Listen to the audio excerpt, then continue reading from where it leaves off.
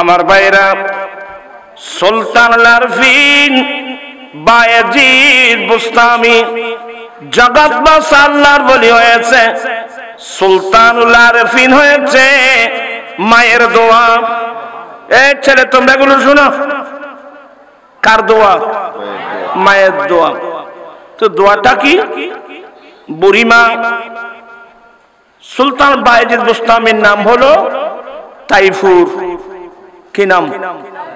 তাইফুর। মায়ের বুড়িমা, একজন বুড়িমা ছাড়া কেউ নেই। ঘুমিয়েছেন।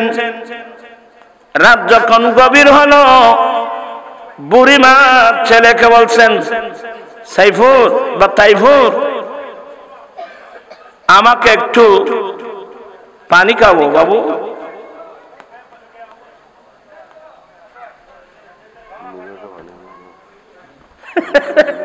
ফল বেগুন অত্তরের জন্য আজি তোরা তোরা একটা মাহফিল বই তোরা আরো ঘরে আনিলে দিবে আরো আয়ের কমে যাচ্ছে মিকে মানুষ।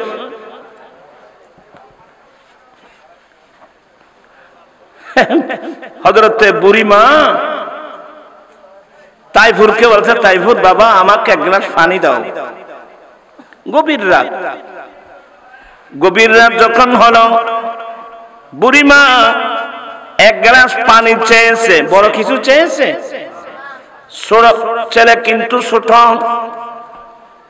ছেলে ঘরের বিসমিল্লাহ করে বিছানা থেকে উঠে কলসির মধ্যে, কলসির কাছে গেল। দেখতেছে কলসির মধ্যে কি নেই? পানি নেই। তার হলে ওজন কলসির পানি নেই, তোমার মানে দিন করতো। সুলতানুল আরফিন ওই কলসি নিয়ে গভীর রাত ওই পাহাড়ের পাদদেশে চলে গেল। এবারে উস হয় না, ইতারা বড় চিন্তন এগুলো। ফার সাইডে সাইডে পানির উস, একদম পরিষ্কার পানি এগুলো। আমার ভাইয়েরা, সুলতানুল আরফিন তাইফুর ছোট বাচ্চা ওই কলসি নিয়ে কোথায় চলে গেল? তোরা বত বোতলে দূরত আয়, তোর তো পানি করে দিলাম না। তোরা ওয়াজ গুলোর জন্য বুঝত দে। কইলাম তো ফল বেগুন অত্তরের দে, আজ 71 দে।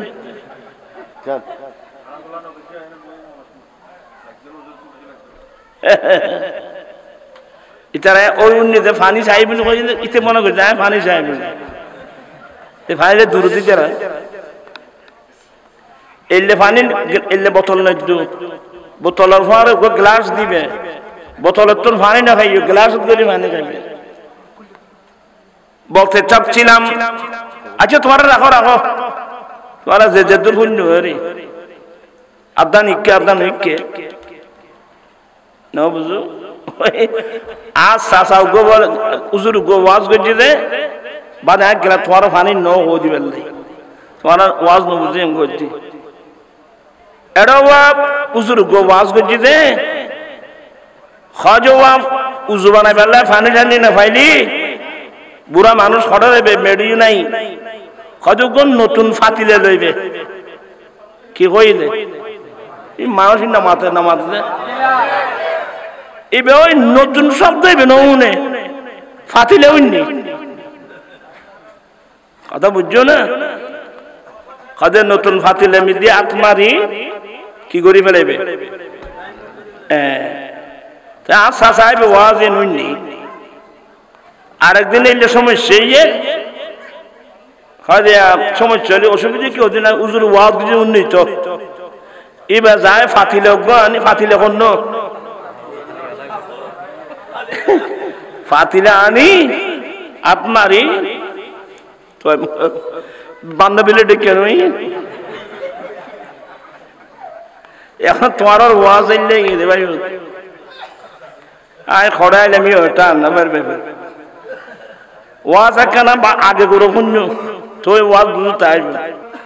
ওই গভীর রাত ছোট বাচ্চা গভীর রাত কলসি নিয়ে কলসি ফুরাই এনে এক গ্লাস পানি নিয়ে মায়ের বিছানার পাশে যখন গেলেন দেখতেছেন মায়ের ঘুম এসে গেছে, আমার মায়ের তো ঘুম এসে গেছে।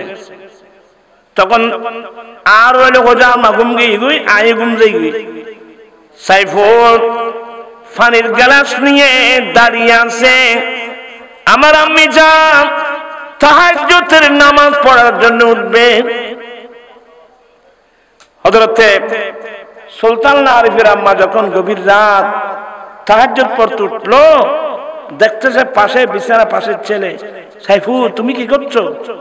মা আপনি যে পানি চেয়েছিলেন, ঘরের কলসি তো পানি ছিল না, আমি কলসি নিয়ে পাহাড়ের এখানে গিয়েছিলাম, ওখান থেকে পানি আনতে আনতে এক গ্লাস পানি আপনার কাছে আসলে আপনার ঘুম এসে গেছে, এই জন্য পানি নিয়ে দাঁড়িয়ে আছি।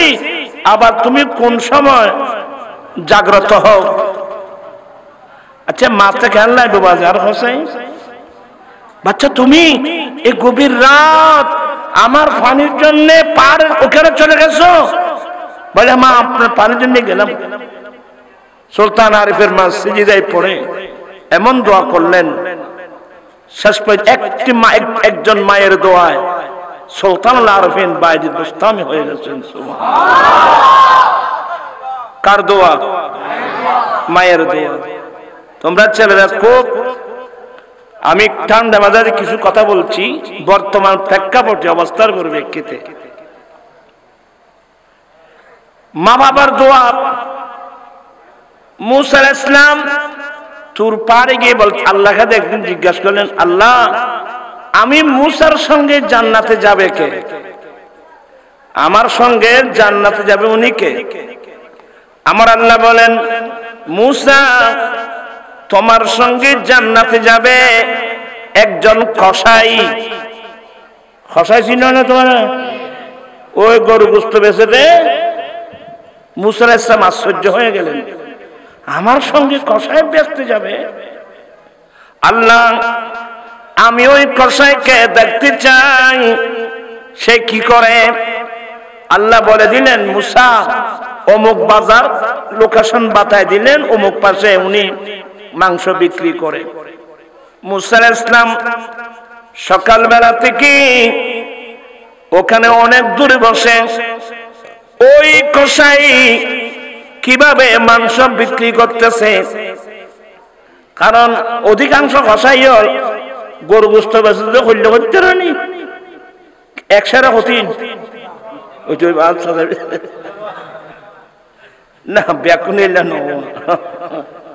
এলে দৃষ্টি বড় তো হতুন আছে কি এই তারা নামে গিয়ে দেন ফাঁকা না অকল মাছ খায় বন্যায় এল দেখা পায়েসের বন্যায় তারা বন্যায় গিয়ে কিন্তু খাম বেগুনে একামতা দিলে আর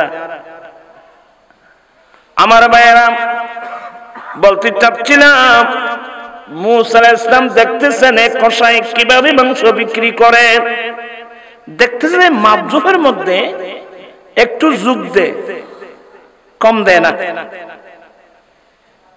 আর দেশ বহুত মানুষ হলে খেয়ে না কম দিয়ে, আচ্ছা কম দিয়ে রে খুঁটি হইতে মুখ মানুষ দিয়ে যায়, মাল কম দিয়ে তুই পয়সা লই মুখ মানুষ দিয়ে যায়। আমার নবী বলেন, লাইসা মিন্না মান গাসসা, যে ব্যক্তি দুকাবাজি করবে সে আমার উম্মত নয়, আমি তার নবী নই।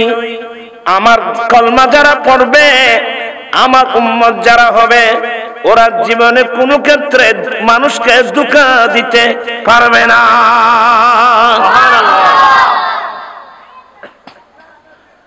এলে মাইশুর ধোঁকা দাদা আছে না রওয়া আর কেউ জানাই জেরি আর কে আয় কার দাম দেখি না বাদি এতে তারা আরো গুস্ব দেবো। আবার বলতে চাচ্ছিলাম, মুসা আলাইহিস সালাম দেখতেছেন এ কসাই কিভাবে মাংস বিক্রি করে, অত গোস্ত বিক্রি করে, যুগ দেয় কম দেয় না।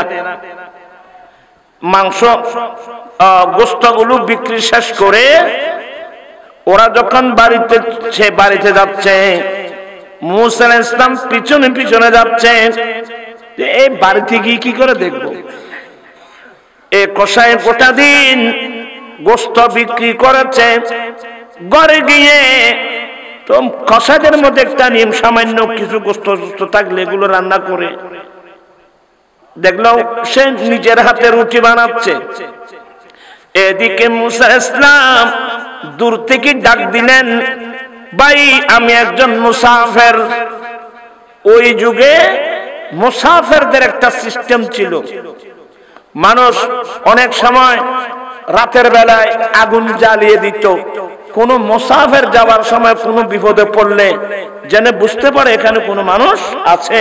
এ ধরনের মুসাফির আসলে অনেক সময় দুম্বা জবাই করে দিত, অনেক সময় ছাগল জবাই করে দিত, মেহমানদারি করত। এক সময় এই ধরনের একটি সিস্টেম ছিল। আমার ভাইয়েরা, তো উনি ডাক দিলেন, ভাই কে আছেন? আমি একজন মুসাফির। দৌড়ে এসে দরজা খুলে দিলেন, আসেন আসেন আসেন, আপনি মুসাফির মানুষ। তো মুসা আলাইহিস সালাম ঢুকলেন তার ঘরে। ঢুকে সে কি করে দেখলো, অনেক কষ্ট করে রুটি বানালো, মাংস বানিয়ে এক পর্যায়ে দুলুন্নু আছেন, একখান দুলুন, দোলনা থেকে একজন বুড়িমা একবারে বুড়ি দিয়ে দেবে, একজন বুড়িমা দোলনা থেকে নামালো, নিজের হাতে মায়ের চেহারা দত করে দিল। বাবু তুমি আসছো? হ্যাঁ আমি আসছি। তো মায়ের মুখ হাত দত করে মায়ের পাশে বসে রুটি ছিঁড়ে মাংস ছিঁড়ে ছিঁড়ে মাকে খাওয়াচ্ছে। এ ধরনের খেদমত অনেক বছর। নিজের ছেলে নিজের হাতে রুটি চিড়ে মাংস চিড়ে চিড়ে খাওয়াচ্ছেন। তো বয়স্ক মহিলা, ওরা খাবে কতটুকু? খাবার পর বস, বাবু আলহামদুলিল্লাহ আমার আর শেষ, আমি আর খাবো না, বস আলহামদুলিল্লাহ। যখন আর শেষ, তুমি খেয়ে নাও। এই কথা বলার পরে ওই বুড়িমা দুলনার মধ্যে দুই হাত উঠায় আল্লাহর দরবারে দোয়া করলেন, আল্লাহ আমার ছেলে বহুদিন ধরে আমার এভাবে খেদমত করে, আল্লাহ আমি তার জন্য কি দোয়া করব? আল্লাহ তুমি তোমার নবী মুসা আলাইহিস সালামের সঙ্গে জান্নাত দান করিও। এগুলো সব মুসা আলাইহিস সালাম শুনে মুসা আলাইহিস সালাম বলে, হ্যাঁ আর ঘরে খসাই ব্যস্ত যাইবে কই, আল্লাহ এই তো বাস্তব। এই খসাই মায়ের খাদ্য, মায়ের দোয়া। মুসা আলাইহিস সালাম উঠে তাকে জড়াই ধরলেন, দোয়া করে দিলেন, আমি বুঝতে পারছি আমি আসলে মুসাফির না, আমি তোমাকে পরীক্ষা করার জন্য আসলাম। সত্যি তুমি আমার সঙ্গে জান্নাতে যাবে। প্রাণ পিছায় ভাইরা, জান্নাত আমার ঘরে আছে। আমার নবী একদিন মসজিদে নবী শরীফের মিম্বরের তাকে কদম দিলেন, বলেন আমিন। দ্বিতীয় তাকে কদম দিলেন, আমার নবী বললেন আমিন। তৃতীয় তাকে কদম রাখলেন, আমার নবী বললেন আমিন। সাহাবা একরাম জানতে চেয়েছেন, নবী গো কাউকে তো দোয়া করতে শুনলাম না, দেখলাম না, আপনি এগুলো তো কেউ দোয়া করলে সেই দোয়াটা কবুল হওয়ার জন্য কি করে আমিন বলে? আমি এখানে তো কাউকে দোয়া করতে দেখি নেই। আমার নবী বলেন, এই আমার সাহাবা একরাম, আমি যখন এই মিম্বরে প্রথম থেকে কদম রাখছিলাম, আমার পাশে জিবরিল আলাইহিস সালাম এসে দোয়া করেছেন। কি দোয়া? যে ছেলে মা বাবা পেয়েছে, যেই ছেলে মা বাবা পেয়ে মা বাবার খেদমত করে দুনিয়া থাকতে জান্নাত অর্জন করতে পারে নাই, ওই ছেলের উপর আল্লাহর অভিশাপ। আমার নবী বলেন, আমি জিবরিলের এই দোয়াটা সমর্থন করে বললাম যে আমিন, আল্লাহ তুমি কবুল করো। কি মানে বুঝছেন? যেই ছেলে মা বাবার মতো সম্পদ পেয়ে মা বাবার খেদমত করে অন্তর জয় করে দুনিয়া থেকে জান্নাত নিতে পারে নাই, জান্নাত অর্জন করতে পারে না, তার উপর আল্লাহর অভিশাপ। এরপরে আমি যখন দ্বিতীয় তাকে কদম রাখলাম, জিবরিল আরেকটা দোয়া করলেন, যেই ব্যক্তি রমজান শরীফের মতো মাস পেয়ে, রমজান শরীফের মতো মাস পেয়ে আল্লাহর কাছে কেঁদে কেঁদে ইবাদত রিয়াজত করে ক্ষমাচ্ছে, নিজের জীবনের গুনাহগুলো মাফ করাতে পারে নাই, তার উপর আল্লাহর অভিশাপ। আমি নবী সমর্থন করে বললাম আমিন। আপনারা তো রমজান আখেরি রমজান 10 দিন আইলি, মানুষদের মসজিদ এতেকাব লেবেন নাইনি, আর বাপের যে বৌরলে জোটা কিন্তু মার্কেট দূর যায় ইয়েল কুরুর দেখি বহুত আছো তো একা ধরো করে তোরা কষ্ট হয়ে যাবে, কথা বুঝছো না? রমজান কা মহিনা বড় বল, এগুলো আমার দয়াল নবী রাসূল আমরা পেয়েছি। কোন নবীর উম্মত রমজান শরীফ পায় নাই, রোজা পেয়েছে ঠিক আছে, এতগুলো রোজা পায় নাই, রমজান শরীফ পায় নাই। قال فرح قال এর ঠিক ভাই ভরতে লাগবে না, আয় মাফতো করা দিত তখন আর বসেও দিতি না, এনে ফরাজ দিয়ে আল্লাহর ওয়াস্তে ফরাজ দিয়ে। قال رسول الله صلى الله عليه وسلم إذا دخل رمضان فتحت أبواب السماء। আচ্ছা ওরা কষ্ট পায় না ফেরে। আল্লাহর নবী বলেন, উম্মত মাহে রমজানের চাঁদ যখন উদয় হবে, রমজান মাস যখন তোমাদের কাছে প্রবেশ করবে, রমজান মাসের আগমনে রমজানের চাঁদ উদয় হওয়ার সাথে সাথে সাত আসমানের দরওয়াজাগুলো একসাথে খুলে দেওয়া হয়, জান্নাতের দরওয়াজাগুলো একসাথে খুলে দেওয়া হয়, রহমতের দরওয়াজাগুলো একসাথে খুলে দেওয়া হয়। এই বুড়ো বুড়ি ছাড়া বলতে আর ছোটবেলা তো আমরা ছোটবেলায় তারা আসরের নামাজ পড়তাম মসজিদে, নামাজ আসরের নামাজ শেষ করে সবাই কেউ ঘরের ছাদের উপর উঠতাম, কেউ গাছের উপর উঠতাম, কেউ ওখানে উপরে জায়গায়, মানে কার আগে কে রমজান শরীফের চাঁদ দেখে। ও এখন জিনিস আসেন না, কার আগে কনে চাঁদ দেখে মাই হলো ইটারা ঘরের পিছু দি বাইরে দিকে সানুটিনি সাহিত্য রমজান শরীফ। মানুষের মধ্যে একটা এমন একটা আগ্রহ ছিল, কিন্তু বর্তমানে আছে না, এইটা রমজান কার জিনিস নসিব খারাপ হইলে ভাই গরিবের কিছু নাই। এবার আর মুরব্বী লোক হয়ে যারি হজবার জানলাই নাই, তাহলে মেজাইনে বাড়ি তো নেই। তৃতীয় নম্বর দোয়া, আমার নবী বলেন, আমি যখন তৃতীয় থাকের মধ্যে কদম রাখছিলাম, জিবরিল আরেকটা দোয়া করলাম, ইয়া রাসূলুল্লাহ, যে উম্মত আপনার যে উম্মতের সামনে আপনি নবীর নাম উল্লেখ করা হলো, যে উম্মত আপনি নবীর নাম শুনে যে উম্মত আপনার উপর দরুদ পড়ল না, তার উপর আল্লাহর অভিশাপ। আমার নবী বলেন, এটাকে সমর্থন করে আমি নবী বললাম আমিন। বেশি ওয়াজ লাগবে না বাবা। তো আমি এই কথাগুলো কি জন্য আনলাম?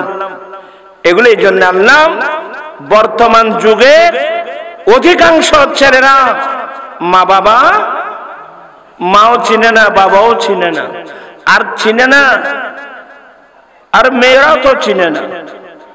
আপনি এখানে প্রায় মানুষ জানেন, ঐশী নামক যে একটা মেয়ে, ঐশী কি নাম,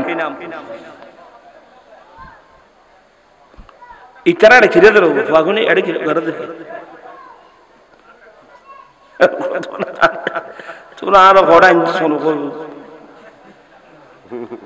ঐশী নামক যে একটা মেয়ে, পুলিশ সুপারের মেয়ে, মা বাবা দুজনকে জবাই করে দিল। পত্রিকায় লেখছে এই মেয়েটা কি করে, নেশা করে। আপনারা জানেন আমি একজন মোল্লা মানুষ, এগুলো আমার কাজ না, এগুলো সরকারের কাজ। আজকে 15 বছর পেরিয়ে এখন 16 বছরে পড়ছে। যৌতুকের বিরুদ্ধে আন্দোলন, মাদকের বিরুদ্ধে আন্দোলন। কারণ ওয়া সাজা দান রই উদেন দে আগাছা উঠতি, তা আগাছা ইনকি ফালি বেদে না আরি বেদে তোর আরে সিরিঙ্গে বসানো কইলে বুঝছে না। দান কাতর মিট দিয়ে আগাছা উঠতি দে এগিন কি তোরা শ্বাস দিয়ে রে বড় করে বেদে না আরি বেদে আজ চাচাইম বুঝে খজা বাবুত ও আনোয়ারার গ্যাপতুন মানুষ আঙ্গু আর ভাইটার 3-4 দিন মানুষ আঙ্গু বেগুনের ক্ষেতের বোতল লামি আগাছাইন খামসাই সাই দড়ি দড়ি ইন বাইর করে আর জমিনেও পরিষ্কার গরম করব কিরে বাসা যা ইন কিতে লাগিও দে হয় দেখুন নবাজুত রোয়ারু যে কত কষ্ট করি এরা আগাছা উড়ে ঘুরে রই তার 10 ঘন্টা তোরে রে তো খদি নাই ইন পরিষ্কার করে ফেলে কে আর ও ইন তাক না খদি কি তাইতু ইন তাকিলে ভাইব আর রোয়ার গোছাতে আইব না আর আসল ফসল কি নষ্ট হবে। প্রাণ ইসলামী ভাইরা আমার দয়াল নবী যে একটা ইসলামের বাগান উপহার দিয়ে গেলেন, ওই বাগানের ভিতর অসংখ্য আগাছা ফরগাছা যাকে বলে এগুলো গোটা মুসলিম সমাজকে গ্রাস করে নিয়েছে। এগুলো থেকে যদি এগুলো পরিষ্কার যদি করা না হয় আমাদের ছেলে মেয়েরা আসল ফসল নষ্ট হয়ে যাবে। আজির ফোয়া তো নষ্ট আর গুনে না তো নই কি পরিবেশটা নষ্ট হয়েছে, পরিবেশ তো নষ্ট এতলা ফার্স্ট বললেন। আর ইমামুল আম্বির উম্মত ঠিকই, আমাদের সারা পৃথিবীর শিক্ষক ঠিকই, কিন্তু আমরা কয়জন নবীর এলম আমরা অর্জন করেছি? এরা বাদে হায়াত করার যে বেগুন তাহলে খবরস্থানত গেলি তো বুঝো তাই বাবা। এখন আই আগদহরে তেম গেছি মুসলিম শাহ মুসলিম রহমতুল্লাহ মাজার পাশে মসজিদ, আমাদের একজন আঞ্জুমানের ছেলে যৌতুক ছাড়া, কমপ্লিট যৌতুক ছাড়া। আজ জিজ্ঞাসা করছি মেয়েবার বাবু তুল আমি এটা মসজিদ মিথ্যা বলবেন না। ছেলে খাবার দাবি করেছে বললেন না, ফার্নিচার দাবি করেছে বলেন না, তারপরে কোন টাকা পয়সা দাবি করছে বলেন না। আমি বললাম আমি আগদ পড়াবো না। আজকে যে বিয়ে তো হচ্ছে আমাদের দেশে নবীর সুন্নত মোতাবেক বিয়ে কয়টা হচ্ছে? ইয়ে নানওয়ারা না দুলরে ঈসা মাজ না হতে বিয়ে ভাঙি হচ্ছে না, দুলরে কিনা দেবে। আচ্ছা দুলরে ঈসা মাজ জান ভরবি কোনো কিছু বোঝাতে না রো এ যার গণিতি না আনলে হতুন তোরা এড়ে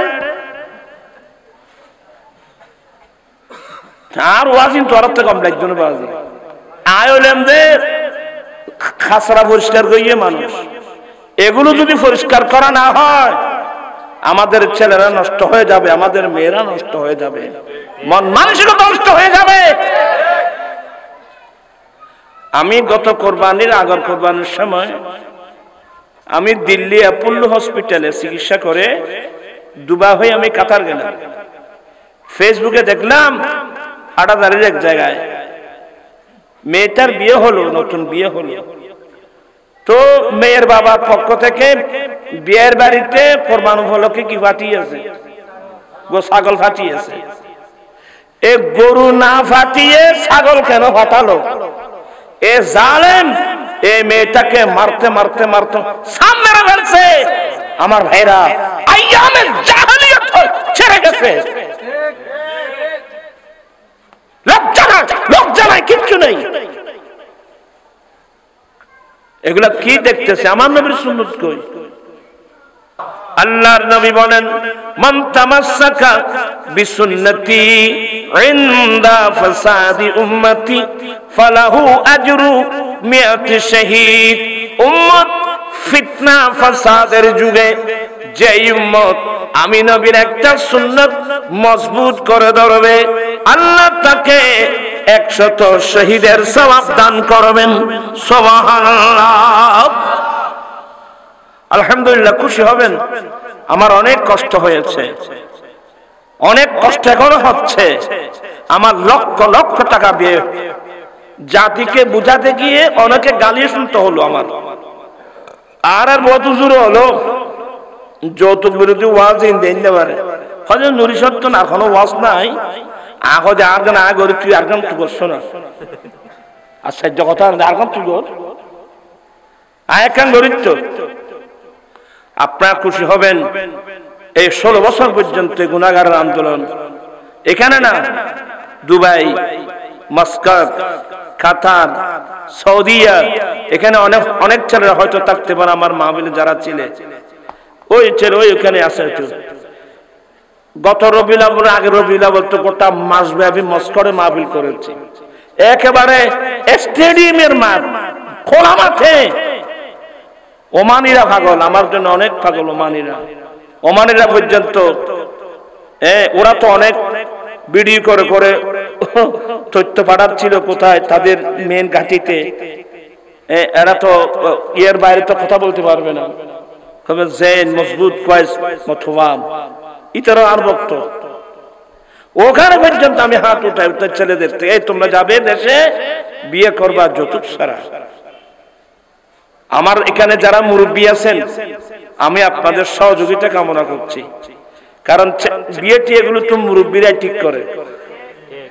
আপনারা যেখানে বসে এগুলো ঠিক করেন, মেয়ের বাবার কাছে ওয়া বইরে থদুন ইন হুজুন লইও মাইফার বাবার তুন বাত কিনলে খুঁজিলে আর কাছে এত তাড়াতাড়ি ভরে গিয়ে নেওয়া চাচা। এই মাইফা ফালিবার দরে কত বাপে জিয়াতে জিয়াতে মাইফা মেডির তলে দফন করে দিয়ে দিল না। আমার নবী সেগুলো বন্ধ করছে। আপনি মেয়ের বাবার কাছে বাত কেন চাচ্ছেন, বইরে কেন চাচ্ছেন? আপনি বলবেন যে বিআই সাহেব আমরা তো একমত হলাম, আপনি আত্মীয়তা করবেন, মেয়েটাকে আপনি আমার বাড়িতে পাঠাই দিবেন না আমাকে আনতে হবে? বলেন না কেন? আমার একটা সমাজ আছে, আপনার একটা সমাজ আছে, আপনি সমাজে নিয়ে আছেন, আমি সমাজে নিয়ে থাকবো। তো কয়জন? 20 জন, 30 জন, 40 জন, তার চেয়ে বেশি যাওয়ার দরকার কি? বা 50 জনও গেলাম। উনি যা তের করলো খেলাম, আদ্য দিয়ে মেয়েটা নিয়ে আসলাম। আনার পরে আমার নবী বলেন সুম্মা আউলিম ওয়ালাউ কানা বিশাতিন, উম্মত তুমি শাদী করেছো একটা ছাগল জবাই করে হলেও মানুষকে ওলিমা খানা দাও। ওলিমা খানা আমার দেন নবীর সুন্নাত। এত লাই শুনলাম দিদি, বড় যাত্রী খাবার বন্ধ করো, ওলিমা প্রথা চালু করো, নবীর সুন্নাত কায়েম করো। এমনি ওয়াজ শুনে লাভ নেই বাবা। আমার গঠনমূলক এই বক্তব্য, যৌতুক কিন্তু বন্ধ করতে হবে। আমরা যৌতুক দাবি করব না, যৌতুক দিলে আমরা নেব না। আমরা নবীর সুন্নাত মোতাবেক বিয়ে করতে চাই কি চাই না? হাত উঠাই বলতে হবে চাই কি চাই না? নারে আল্লাহু আকবার, ইয়া রাসূলুল্লাহ জিন্দাবাদ। আপনারা অনেকে হাসতেছেন না, পরিবেশ হয়ে গেল। এই পাড়ার মধ্যে দেখেন না অনেক গরিব করে মেয়েরা উপযুক্ত, যৌতুকের কারণে মেয়েদের বিয়ে হচ্ছে না। কত মেয়ে স্বামীর ঘরে গিয়ে লাঞ্ছনার শিকার হচ্ছে। তো এত ওয়াজগুলো যায় কোথায় আমাকে বলেন তো? আসন্ন হিরো হঠাবাজি আজ এমনি দেখা তোরা তোরা গ্রেপ্তার আর অসুখ্য মানুষ হঠাবাজি 11 বছর জন্য হাসান আশিক ধরা বাক্কা হয়েছে লাগবে যে তাড়াতাড়ি বলে নেব। أعوذ بالله من الشيطان الرجيم بسم الله الرحمن الرحيم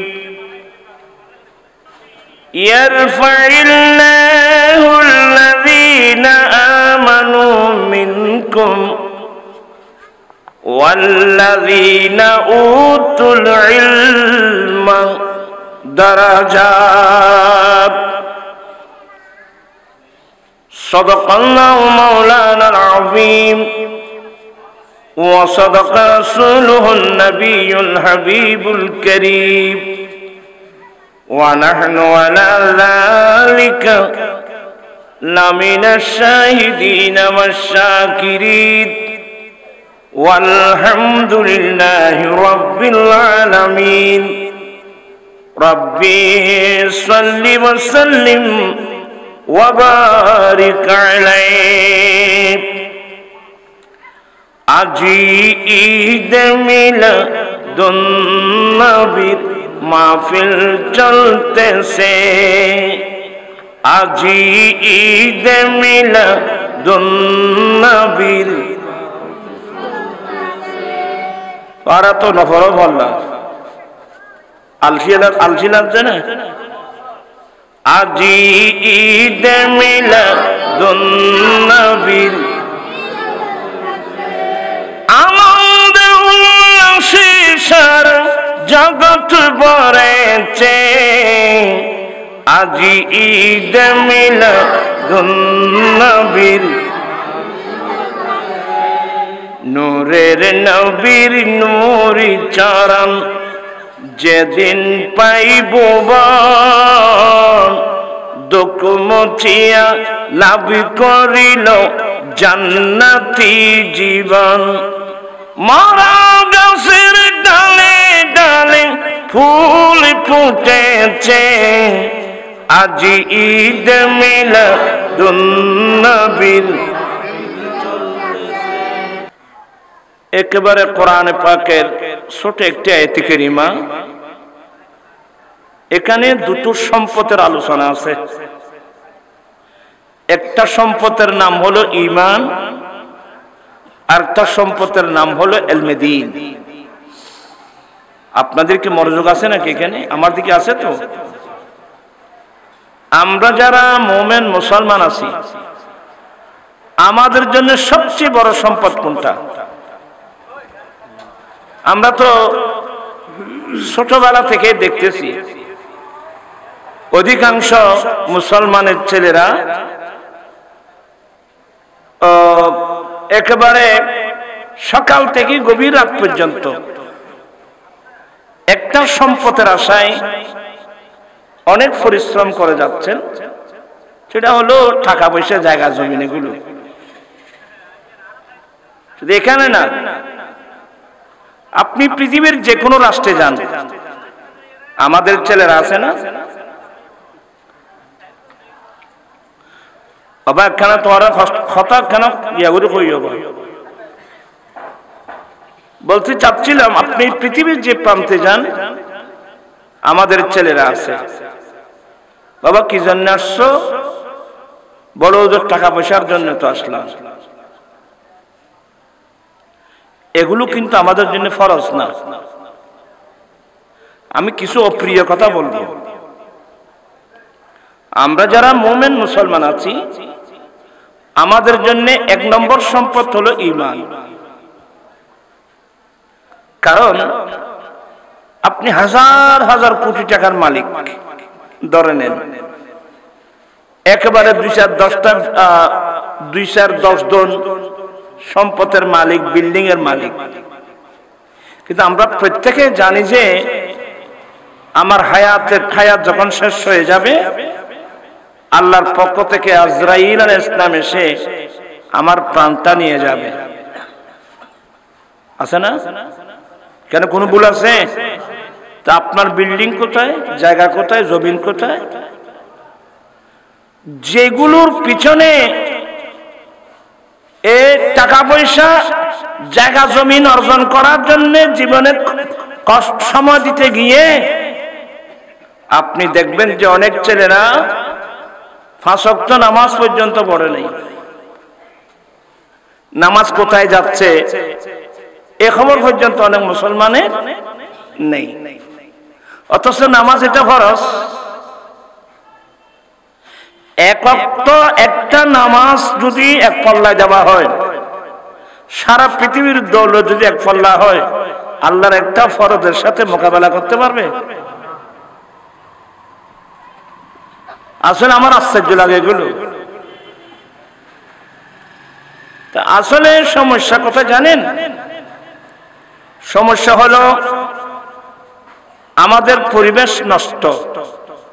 আমরা মুসলমান ঠিকই, আমাদের শিক্ষানীতি অশুদ্ধ, রাষ্ট্রনীতি অশুদ্ধ, পরিবেশ অশুদ্ধ, যার কারণে আমরা আমাদের ব্রেইন কভার করতেছে না।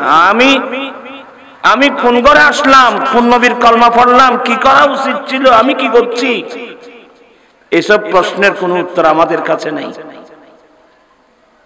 কিন্তু মনীষীরা বলেন, ভাবিয়া করিও কাজ, করিয়া ভাবিও না। আমি আপনাদেরকে শুধুমাত্র সামান্য কথা বলবো, আমরা যারা মুমিন, আমাদের সবচেয়ে বড় সম্পদের নাম কি বাবা? ঈমান। ঈমান থাকলে আমার দাম। কারণ আল্লাহ কোরআন শরীফে কি বলছেন? বিসমিল্লাহির রাহমানির রাহিম, ওয়ালিল্লাহিল ইজ্জাতু ওয়ালিরাসূলিহি ওয়ালিল মুমিনিন।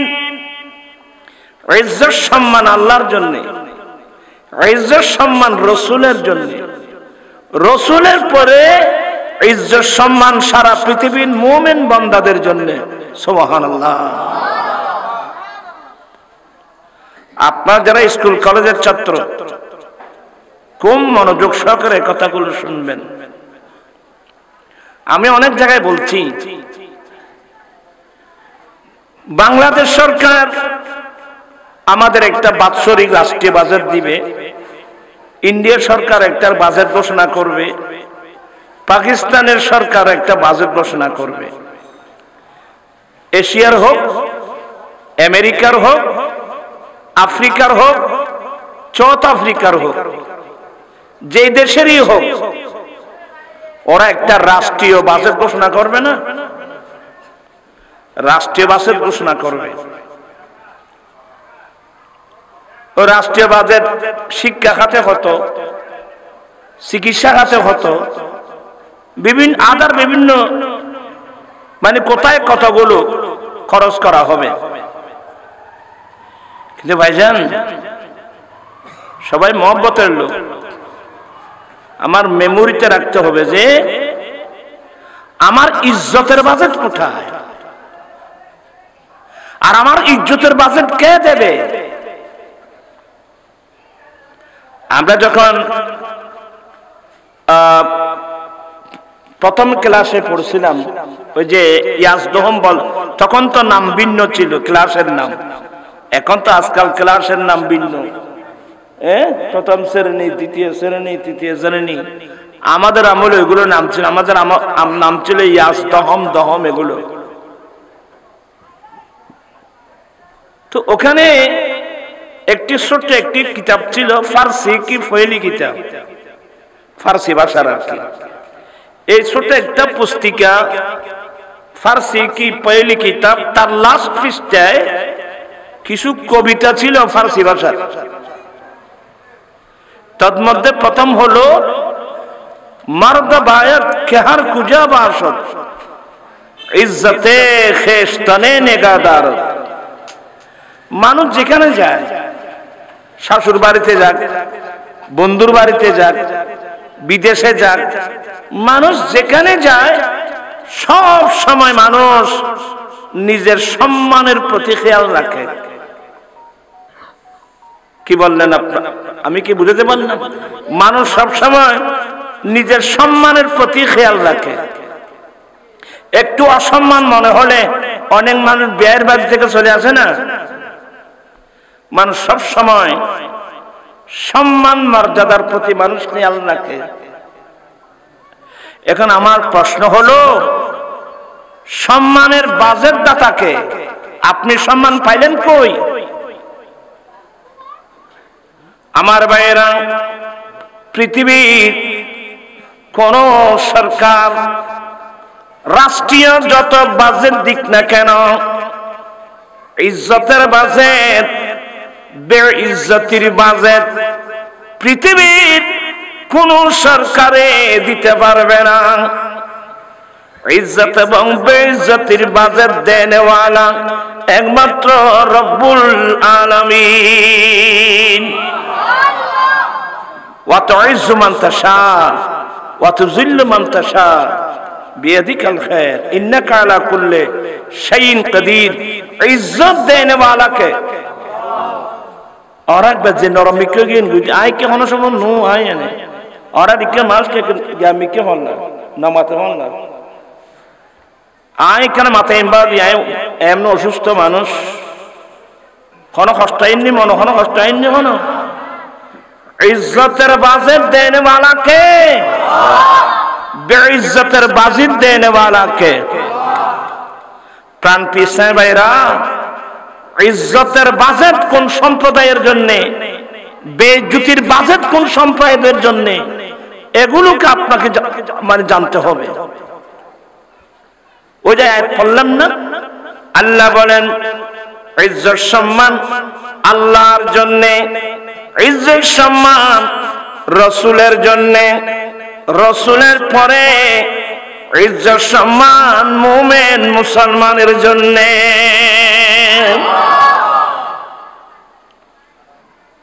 এতটুকু বুঝাচ্ছে। এবার আরেকটু সামনে দিকে যান। বিসমিল্লাহির রহমানির রহিম ওয়ালা তাহিনু ওয়ালা তাহজানু ওয়া আনতুমুল আলাউনা ইন কুনতুম মুমিনিন। আল্লাহ বলেন বান্দা তোমরা চিন্তিত হবে না, দুঃখিত হবে না, তোমরা সবার উপরে থাকবে, বিশ্বে তোমাদের নেতৃত্ব চলবে। তবে একটি কন্ডিশন আছে, সত্যি যদি তোমরা মুমিন হয়ে থাকো, সত্যি যদি তোমরা কি হয়ে থাকো, মুমিন হয়ে থাকো। প্রাণ পিসাইবেরা পৃথিবীতে প্রায় 200-এর উপরে, 250-র উপরে সারা পৃথিবীতে মুসলমান। তো এত মুসলমান দিয়ে কি করব? আমার প্রশ্ন হলো মুমিন কজন? একটা লজিক মনে রাখবেন, কুল্লু মুমিন মুসলিম, প্রত্যেক মুমিন মুসলমান, কিন্তু প্রত্যেক মুসলমান কিনা মুমিন না। বিশ্বের 200 কোটির উপরে কি আছে? মুসলমান আছে। আমার প্রশ্ন হলো এত মুসলমান দিয়ে কি করব? মুমিন কয়জন? হুজুর মুমিন কাকে বলে? আসছেন যখন একটু কষ্ট করে পড়েন। কলা কি পড়তে পারবেন? তোরা ভুল পড়ান না রে। কলা রাসূলুল্লাহ সাল্লাল্লাহু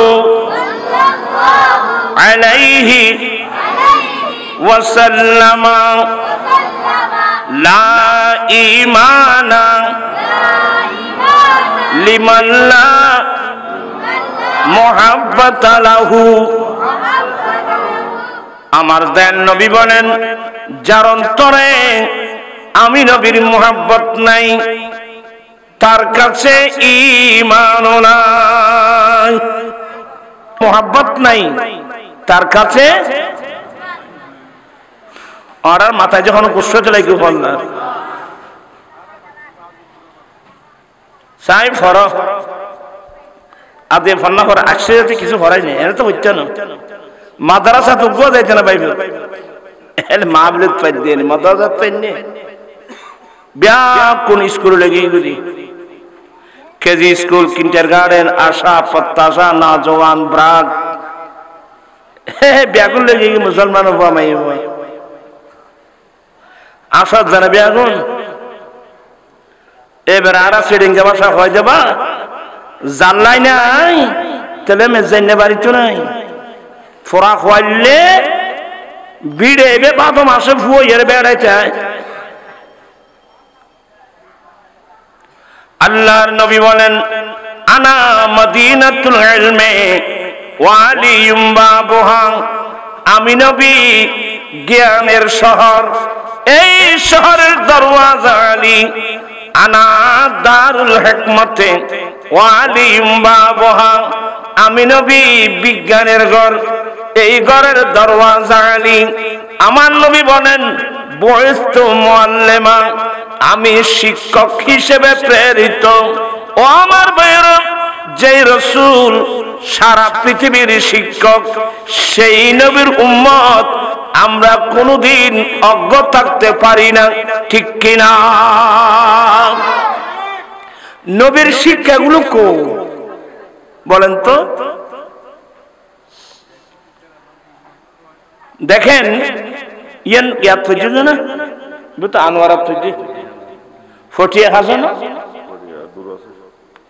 আর ওসাইডি ফটিয়া ইয়া আনোয়ার লয় না ফটিয়া ইয়ে বর্ডারে রে হস্টার নাইবে বুড়ো মানুষ লো যোগ। আল্লাহুম্মা সাল্লি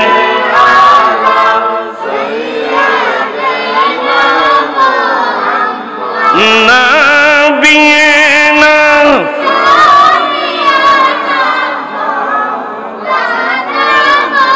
বাম জঙ্গলাত বাক হরিণে চিনিল দয়াল নবীকে, হর মানব হয়ে চিনিলি না রে, দুঃখ রইল মনেতে। আল্লাহুম্মা সাল্লি সাইয়্যিদিনা নাবিয়িনা শাফিয়িনা মাওলানা মুহাম্মদ। আমি আপনাদেরকে যেগুলো বোঝাতে চাচ্ছি, এই যে ফটিয়ার সাবেক মেয়র মাস্টার শামসুল হক, নাম শুনছেন তো না? অনেকে পাগলা শামসু বলতো। আমাদের সাথে খুব ভালো সম্পর্ক ছিল। মাস্টার শামসুল হক মারা গিয়েছে। মারা যাওয়ার পরে ওনার ছেলে মেয়ে আছে না, ছেলে আছে না, ওনার ছেলে মাকে বলছে, মা আমার আব্বা তো মারা গেল, নমিনি আমাকে করে দে। তোমরা ছেলেরা এগুলো শোনো, আজকে আমাদের পরিবেশ এভাবে কেন হলো? মা নমিনি আমাকে করে দে, বলে তোমাকে কেন করবো? বলেন আমাকে করতে হবে। একবার দুইবার তিনবার দু একদিন বলার পরে মা বলছেন না, তোমাকে কেন করবো? তোমার আব্বা মারা গেছে, রসুলের পাকের সুন্নাত মোতাবেক, কোরআন শরীফ মোতাবেক ফরজ হবে, যে যা পাবে তা পাবে, বলেন আমাকে দিতে হবে। এক পর্যায়ে এই মাথাল ছেলে কোমর থেকে পিস্তল বের করে মায়ের মাথায় গুলি করে মেরে ফেলছে। শুনছেন? শুনেন নাই? পত্রিকায় দেখেন নাই? এবার বলুন, ছেলে কিভাবে মায়ের মাথায় গুলি করতে পারে? ছেলে কিভাবে বাবার মাথায় গুলি করতে পারে? ছেলে কিভাবে মা বাবার গায়ে হাত উঠাতে পারে? দোষটা কিন্তু ছেলেদের না, দোষটা আমাদের। নবীর নির্দেশ মোতাবেক ছেলে মেয়েদেরকে যদি কোরআন সুন্নাহর শিক্ষা দিয়ে খাঁটি মুসলমান হিসেবে আমরা গঠন করতাম, এই ছেলে মা বাবার সাথে এ ধরনের বেয়াদবি করতে পারত? তা আমরা তো ওগুলো দিনেই।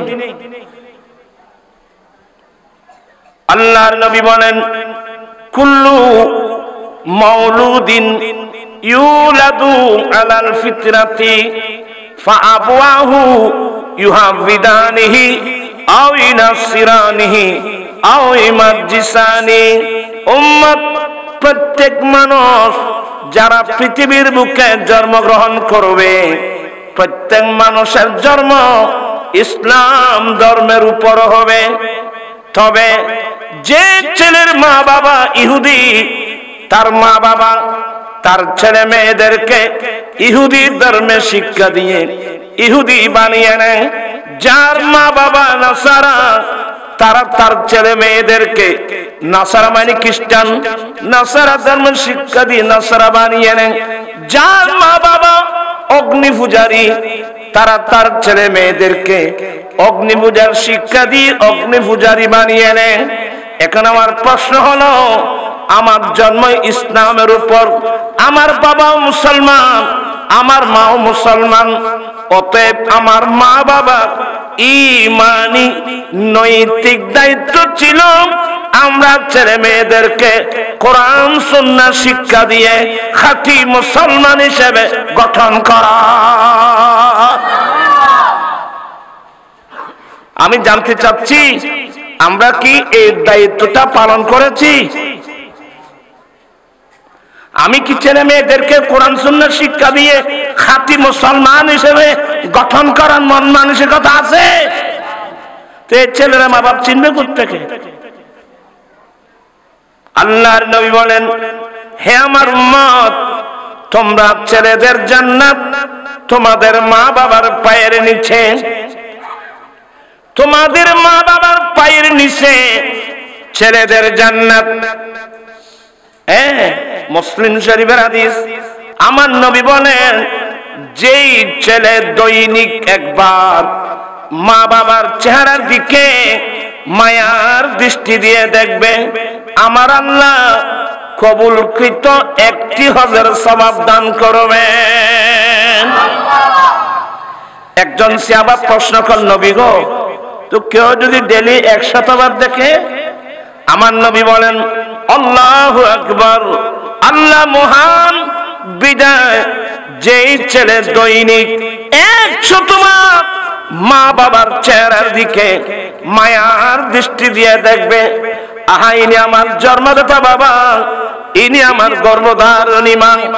এই কথা বলে যে ছেলে দৈনিক 100 বার মা বাবার চেহারার দিকে মায়ার দৃষ্টি দিয়ে দেখবে, আমার আল্লাহ কবুলকৃত 100 হজের সওয়াব দান করবেন। সুবহানাল্লাহ।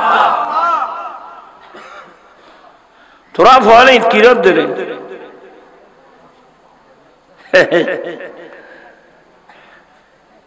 এটা ব্যাখ্যান হয় দেখছি নিরামিষ এত শীত কেললে ফেনার বুতুর বেদা মাছ হদন চাইতো চিনো না? বেদা মাছ দেখো না তোরা? তোরা তো বেদা মাছের মিকে হয়ে আজ ঠান্ডা ইলে নভরের পাইব। আজ এমবো অনরা কষ্ট হয়ে জন্য আর ভাই আসন আইন না রো আসন রে আইন না তার রাষ্ট্র আল্লাহুম্মা সাল্লি আলা সাইয়্যিদিনা ফরার এ ফরানি আতুল জুরনি আইদার গো গান ডাগর ভরম ভরিব আল্লাহুম্মা সাল্লি আলা সাইয়্যিদিনা নাবিয়িনা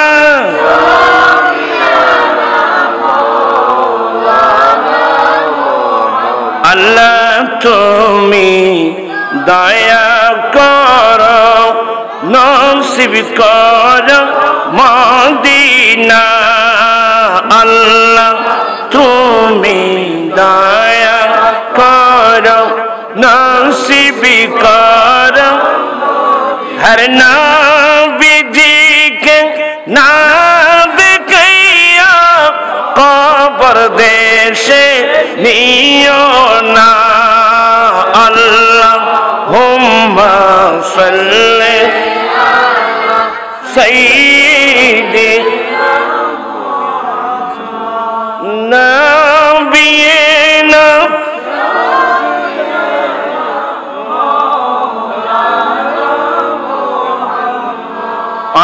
কষ্ট আয় দেখির বাদী একজন সাহাবা নবীর কাছে প্রশ্ন করলেন, হুজুর তো মা বাবা যদি আমাদের উপর জুলুম করে তো তোমরা ছেলেরা এগুলো ভালো করে শোনো। হুজুর, মা বাবা যদি আমাদের উপর জুলুম করে, আমার নবী কি উত্তর দিয়েছেন জানেন? ওয়াইন জুলিমতুম, যদি বা তোমাদের উপর জুলুম করা হয়, যদি বা তোমাদের উপর জুলুম করা হয়, যদি বা তোমাদের উপর জুলুম করা হয়, তারপরেও মা বাবাকে মানতে হবে।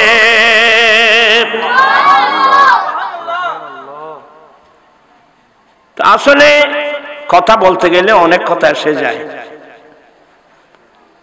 এই যে ছেলেরা মা বাবা চিনে না, আচ্ছা বলেন তো, আপনি ব্যবসা করেন, আপনি চাকরি করেন, আপনি বিদেশ থাকেন, আপনার অর্জিত সম্পদের প্রথম হকদার কে? বলতে পারবেন? মা বাবা বলেন না? ফন্নাতি ন ভর তুমি জানিবে করতেন বেবি ফনাই ভরম ভরিব তো। আমার ভাইয়েরা, জামানাত বড় বড় আল্লাহর বলি হয়েছে। মা বাবার দোয়া, কার দোয়া? ফতোয়া শামির মধ্যে একটা তালিকা আছে, কার কার দোয়া আল্লাহর দরবারে কবুল। নবীদের পরে দ্বিতীয় নম্বরের মধ্যে মা বাবার দোয়া আল্লাহর দরবারে কি কবুল। দোয়া করুক, বদদোয়া করুক, সাথে সাথে কি কবুল। অনেক জগৎ বাঁচা বাঁচা আল্লাহর ওলি হয়েছে মায়ের দোয়া। मैं तो बीमारे नबी हूँ। MBN TV একটি ইসলামিক ইউটিউব চ্যানেল।